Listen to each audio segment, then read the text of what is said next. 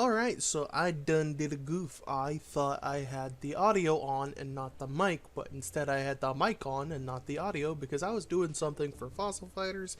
Thus, I done did a goof, so I'm just going to use mic for this episode and just have some nice background music because, well, why not? So yes, that involves editing, that's fine. I don't want to edit, but I have plenty of videos in the background for later publishing, so it's fine. So essentially this episode was getting the Elden Spear, finding a new area that I apparently missed. I thought I explored all of the map, but apparently this area that I thought was just going to be like a small little corner with some sticks and stuff. I thought it was going to be that simple, it's just going to be like a little area, like starting biome. But I remembered, whilst I founded the new area, that I haven't found the stage yet, nor did I find the Terrarian. So that's two things that I didn't find that I could have possibly found. And I did not find them, which means they're still on the table. So the stage, the Terrarian, those are two things that I need. I also need to gather up sticks, because the Beef Boy is almost done, and I want to make sure that he's happy and content.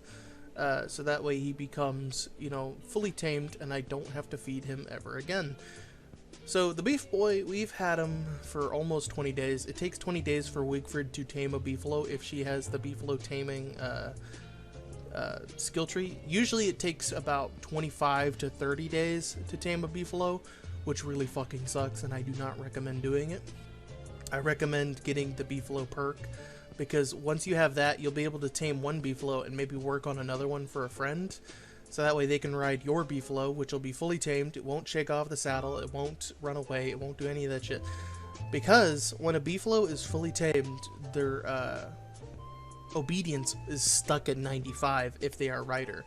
If they are obese, it gets stuck at 50. If they are ornery, it gets stuck at 30. So the ornery ones will shake off the saddle. The pudgy ones will barely shake off the saddle. I don't even think they can shake off the saddle. And then the rider will always never shake off the saddle and never argue with you, so you're good to go. So I noticed that the island was not cut off. I thought it was going to be cut off, but it's not. So this was not a cutoff, which is very surprising because usually I'm good at telling when this is going to happen or not, and I didn't notice, so that's actually a big problem on my part. I need to pay more fucking attention to the map. So after this episode, I'm definitely gonna explore the map a little better from now on, Jesus, because I thought I fucking explored everything, but no, you missed a spot or two. So this one went two ways, which means that it's not a single road that just goes to Beaquain and back. No, it's a big road. That means it loops. That means it's a big area. That means triple Mac. When you find the stage near a stony turf biome in a forest, that's a bad sign. That means you got triple Mac. Triple Mac is really good for people that want to have a bunch of Tam O'Shanters and Walrus Fangs. But when you're me and you don't need triple Mac because you're single player, this can kind of suck. You see, with Mac Tusk, you can just reset to get a Tamo and a Tusk. You can just roll back if you're in single player. If you're in multiplayer, you don't need to roll back. You just hope for a triple Mac. Once you get that, your world is set, and everyone can have a Tamo, everyone can have a Mac Tusk, and you're good to go. But I already have a Tusk, and I don't need a Tamo because I can just kill spiders. The only time I need a Tamo is when I'm going underground. And we're not going underground until springtime, in the middle of springtime, after I'm done with everything else. So now we have a bigger problem. It's like, what are we supposed to do here? We have a triple Mac. Well, we can explore it, but that would waste a lot of winter. We need to use winter to get to Deerclops, and we need to use it to get to other things. We have to get to the Eye of Cthulhu. We have to get to Deerclops. We gotta do all that. And I don't have the bundle wrap yet, so I could technically do the twins. So there's a lot of little things here. So I'm thinking really hard here, like, what am I supposed to do at this point in time? If I don't go after the twins or regular Cthulhu, then I have to, do something else. And it's winter time, so it's a long night shift. That means you can easily kill Cthulhu and wait for springtime to do the twins, because during springtime the Terrarian will be wet, thus the twins will be wet, thus you can do extra damage, and that can actually help out with the twins because they have 10,000 health each.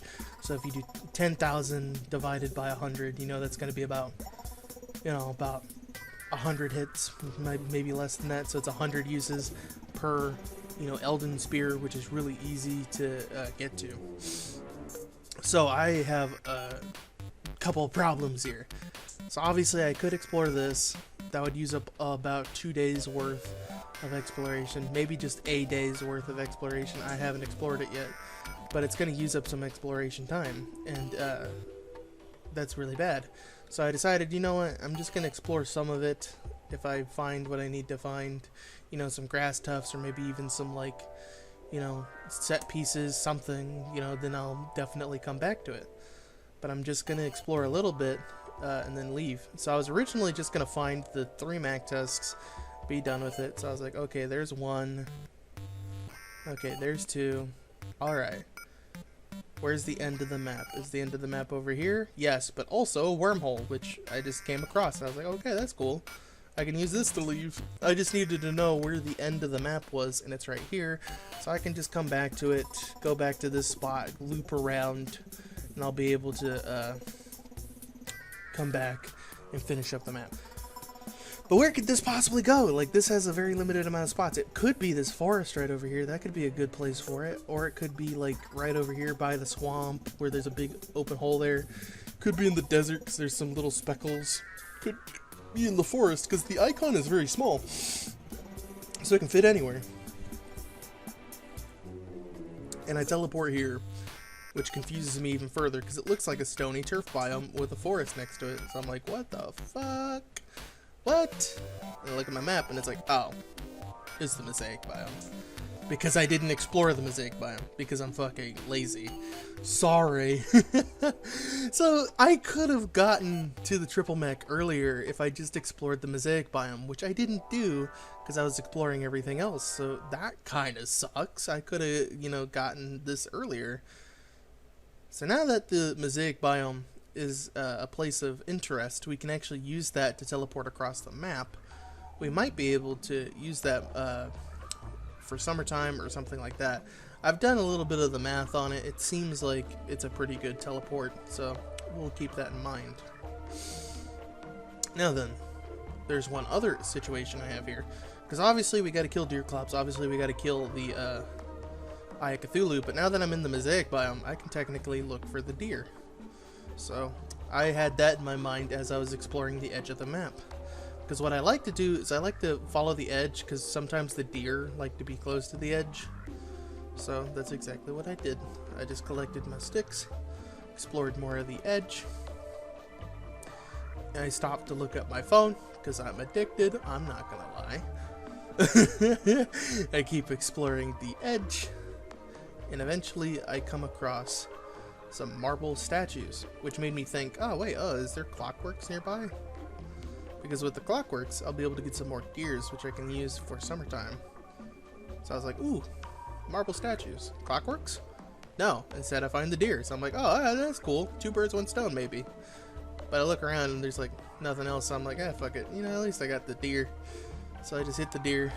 They start running, they start hitting trees, which means they're able to drop their antlers, which means we can do claws. Now, the reason why I like Winter's Feast is because you can do claws at any time, but usually you have to do it during winter, which is the worst time to do claws. I hate doing claws during winter, because every time I do it during winter, I have to give up something, like ice or Cthulhu, which is another task, is the ice. But, like, I'm not going to worry about that right now. You can do it during springtime, too. So, yeah, winter is just full of things to do. You can do so many things, and now that I noticed where the Mosaic biome is, I know exactly where to explore. I know there's a little thing right there. There's a little thing in the forest over here, in this little corner. So there's a lot of little dark spots, and I was just going to hover over them to show that these are places that I haven't explored yet, so I need to remember to explore that. And there's also some of the forest and the oasis. It's just we haven't explored very good. We have to explore better. It looks kind of like a giraffe. This is a big old giraffe. Maybe a dinosaur. I don't know why my map always looks like that, but anyway. Keep exploring, keep gathering sticks. We're gonna go head back to base and finally make that Elden Spear. So let's talk about the Elden Spear for just a hot second. I think it is a decent weapon during spring, but otherwise it's just a decent weapon. Like, there's nothing too notable about it. Like, the whole gimmick of the Hambat is that it's a decent weapon that you can craft very easily, that you can just, you know, drop and just leave, because after it's done, you know, it loses all of its damage after a day or two. Which means you use it during one day, get a whole bunch of monster meat, and then you have enough to make another Hambat. So the Electric Spear, also known as the Elden Spear, is rather tedious to me, because it's like, I have this spear that does the same amount of damage as a Hambat, but it's a permanent amount of damage, so 74 damage, that's not too bad. Its dash does 94 damage, so it's just plus 20 for the dash. But it only does 59 damage to regular targets. If they are wet, it does 89 damage. So 89 damage seems like a pretty good amount of damage until you put it in Wigfrid's hands, and then you realize that 89 is only going to jump to about 120, which jumps up to 130 if you do the dash. So the damage is just okay. It doesn't like do much. It does 2-tap hounds if it's wet, but if the hound is not wet, it's going to just 3-tap. And we don't want to 3-tap anything, we want to 2-tap. You know, we want to get rid of it as quick as possible so that way we can actually do some things. So the Elden Spear just confuses me, because why didn't they just make it like a Dark Sword? If it does 68 damage in Wigfrid's hands, it will jump up to 87 damage or so. I think it's 87. It might be 88. I want to say 87 though.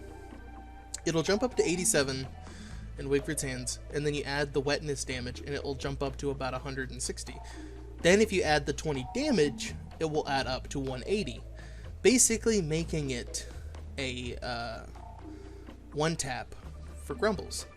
And I think that's genius. I think that's a genius idea if we're able to 1-tap Grumblebees, because Grumblebees are the most annoying boss summon. I feel like other boss summons are perfectly fine, like the little minions for the Fuel Weaver is perfectly fine. I'm fine with those guys. They have 1 health. All you gotta do is 1-tap them and be careful. So I'm perfectly fine with that. But then you have other ones, like the Guardian's Tentacles. That's an annoying one, but at least you can get away from it. Then you have the larvae from the Dragonfly, but with that you can easily just block them off with walls, or just completely avoid them, which is what I do, is I just avoid the hell out of them until they explode. So, larvae are not that bad. Grumblebees are absolutely horrible. They are fast, they hit really hard, they have a lot of health, and the only way you can deal with them is to be faster than them, because their queen is faster than them, so the queen can actually outpace them, and you can be able to hit the queen for like 3 hits. But now you have to run back and forth for 3 days, because that's how long it takes to kill this queen, is it takes about 2 to 3 days, and if the target is wet, you have a better chance, but if the target is not wet, well, it's going to take longer. So you have to deal with this fact of, you have to kill the queen by running back and forth, using a pan flute to make sure that nothing goes wrong. And she spawns these little bees every 15 seconds, and if you don't kill the bees faster than 15 seconds, she'll just respawn them as you're killing them. Why? Why can't you make a fun and interesting boss? You have to make a complicated one that like spawns minions rapidly and does a lot of damage for no reason. I feel like the Bee Queen just needs a rework where it spawns bees based off of the amount of players nearby. If there is 1 player nearby, it will only spawn 1 to 2 bees every 30 seconds, and it will go up to 4 until there's another player. If there's 2 players, she'll spawn 6 bees. If there's 4 players, she'll spawn 8 bees. And if there's 6 players, the max amount of players, she will spawn 10 bees. I think that's fair, because 5 bees every 15 seconds is too much for one player. And you're supposed to fight her with a bunch of people, yes, but, you know, I want to play alone, bitch.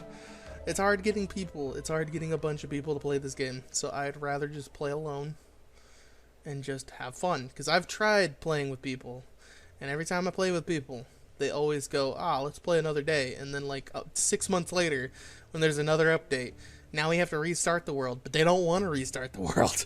So it's like, unless you have a committed team that will play for 6 hours in the day, which is very hard to come by, that will play for at least, like, you know, a week to where you can get all this stuff done, you ain't playing.